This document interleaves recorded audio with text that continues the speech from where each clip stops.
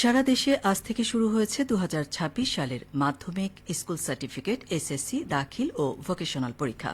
আজ প্রথম দিন বাংলা প্রথম পত্র পরীক্ষা শান্তিপূর্ণভাবে অনুষ্ঠিত হয়েছে। সারা দেশে মোট 18,57,344 জন শিক্ষার্থী এসএসসি ও সমমান পরীক্ষায় অংশ নিয়েছে।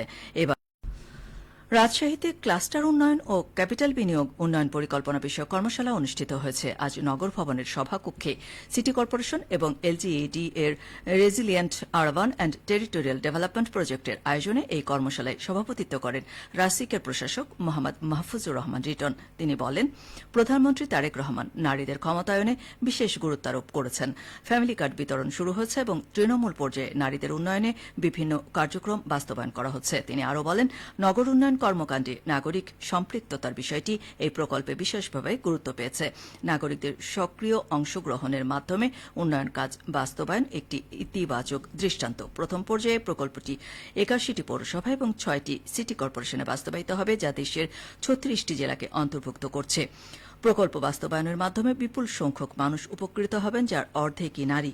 প্রকল্পের আওতায় রাস্তা ও ফুটপাত, সড়কবাতি উন্নয়ন, ড্রেন নির্মাণ, পাবলিক টয়লেট, বাজার ও বাস টার্মিনাল উন্নয়ন, ডাম্পিং স্টেশন, সুপারমার্কেট, ব্রিজ ও কালভার্ট নির্মাণ, পৌর ভবন নির্মাণ সহ আধুনিক নগর সেবার বিভিন্ন দিক উন্নয়ন করা হবে।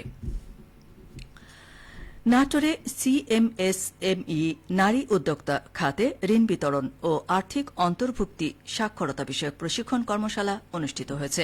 আজ সকালে শহরের একটি কনভেনশন হলে সোনালী ব্যাংকের আয়োজনে জেলার সকল তফসিলি ব্যাংকের অংশগ্রহণে এবং সংশ্লিষ্ট ব্যাংকসমূহের নারী উদ্যোক্তাগণের উপস্থিতিতে এই কর্মশালায় বক্তারা বলেন, নারী উদ্যোক্তাদের এগিয়ে নিতে সিএমএসএমই খাতে সহজ শর্তে ঋণ প্রদান অত্যন্ত গুরুত্বপূর্ণ। এতে শুধু ব্যক্তিগত উন্নয়ন নয়, দেশের সামগ্রিক অর্থনীতিও শক্তিশালী হয়। নারী উদ্যোক্তারা এখন আর পিছিয়ে নেই, তারা ব্যবসা বাণিজ্যে গুরুত্বপূর্ণ ভূমিকা রাখছে। বক্তারা আরও বলেন, আর্থিক অন্তর্ভুক্তি নিশ্চিত করতে হলে নারীদের ব্যাংকিং কার্যক্রম সম্পর্কে সচেতন করতে হবে। এই ধরনের প্রশিক্ষণ তাদের দক্ষতা ও আত্মবিশ্বাস বাড়াতে সহায়তা করবে। দিনব্যাপী এ প্রশিক্ষণ কর্মশালায় 100 জন নারী উদ্যোক্তা অংশগ্রহণ করেন। সিরাজগঞ্জের শাহজাদপুরে উপজেলা আইন শৃঙ্খলা কমিটির মাসিক সভা অনুষ্ঠিত হয়েছে। আজ উপজেলা পরিষদ মিলনায়তনে সভাটি অনুষ্ঠিত হয়।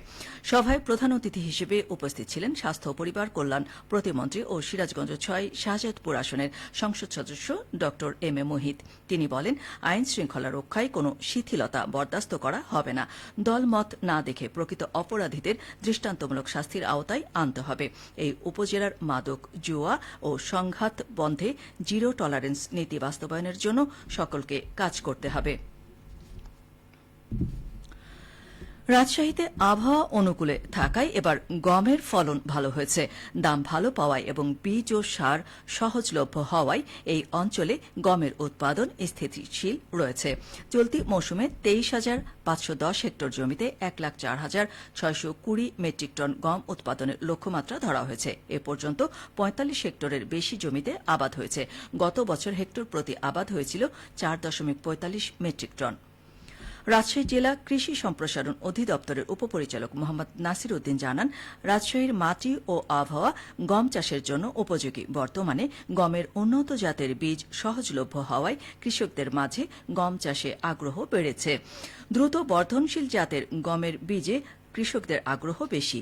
কৃষি বিভাগ কৃষকদের গম উৎপাদনে ও ফলন ধরে রাখতে সব ধরনের পরামর্শ দেওয়ার পাশাপাশি উন্নত জাতের গমের বীজ সরবরাহে সহযোগিতা করে আসছে। সবশেষে আবহাওয়া। আজ রাজশাহীতে সর্বোচ্চ তাপমাত্রা ছিল 39.2 ডিগ্রি এবং সর্বনিম্ন 26.2 ডিগ্রি সেলসিয়াস।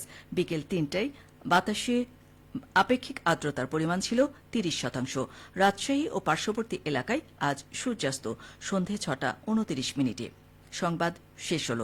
আমাদের পরবর্তী স্থানীয় ইংরেজি সংবাদ সন্ধে 6:05।